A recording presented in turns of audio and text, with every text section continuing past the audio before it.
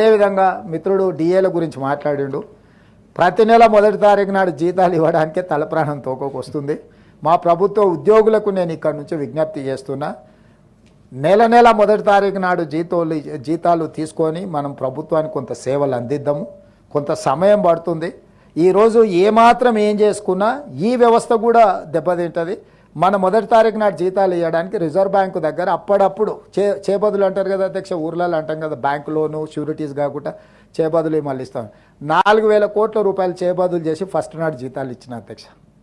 Reserve బ్యాంకును ఇంకో 4-5 రోజులలో నీకు సర్దుతా నాకు వచ్చేదాన్ని బట్టి చేబదులు ఇవ్వని రిజర్వ్ బ్యాంకులో 4,000 కోట్ల రూపాయలు తీసుకొని ప్రభుత్వ ఉద్యోగులకు మొదటి తారీఖు నాడు జీతాలు ఇచ్చిన అధ్యక్ష. అందుకే దయచేసి మా ప్రభుత్వ ఉద్యోగులకి ఈ ప్రభుత్వం మీది, అన్ని లెక్కలు మీ ముందరనే పెడతా. ఏది ఎట్లా పంచుదామో చెప్పండి, ఏది ఆపుదాం ఏది పంచుదాం. మీ లెజిటిమేట్ రైటు, డిఏలు కావచ్చు, కరువు భత్యం కావచ్చు, ఇవన్నీ మీ లెజిటిమేట్ రైటే.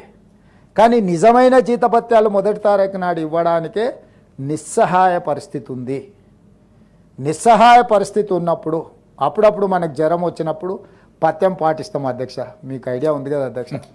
కొంచెం ఆరోగ్యం ఇట్లయితే ఒక వారం రోజులు నాన్ వెజ్ తినడం మానేస్తాం, తెలుసు కదా అధ్యక్ష. మనం అట్లనే మనకి ఏదైనా పరిస్థితి, రాష్ట్ర ఆర్థిక పరిస్థితి కొంత బలహీనంగా ఉన్నది.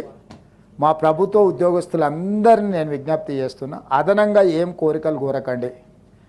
అప్పుడప్పుడు మా వాళ్ళే కాబట్టి, కుటుంబ సభ్యులు కాబట్టి బెదిరిస్తారు, ధర్నా కోతాం, దీక్ష కోతాం, లేకపోతే బంధు పాటిస్తాం, లేకపోతే పెన్ను డౌన్ అంటారు, లేకపోతే అది డౌన్ అంటారు. ఏది డౌన్ అన్నా మొత్తం ప్రభుత్వం డౌన్ అయిపోతుంది. వాస్తవంగా అమ్ముదామన్నా మా దగ్గర ఏం లేదు, మా దగ్గర మా సొంతంది ఏదైనా ఉంది అమ్మి పెట్టినా సరిపోదు. మనందరం జపాన్లో ఒక పద్ధతి ఉంది, నిరసన తెలపాలనుకుంటే ఒక 2 గంటలు ఎక్కువ పని చేస్తారంట అక్కడ ఉత్పత్తి. అంటే ప్రభుత్వానికి నిరసన తెలపాలనుకున్నప్పుడు జపాన్ లాంటి దేశంలో ఉద్యోగస్తులు ఒక 2 గంటలు అదనంగా పనిచేస్తారంట.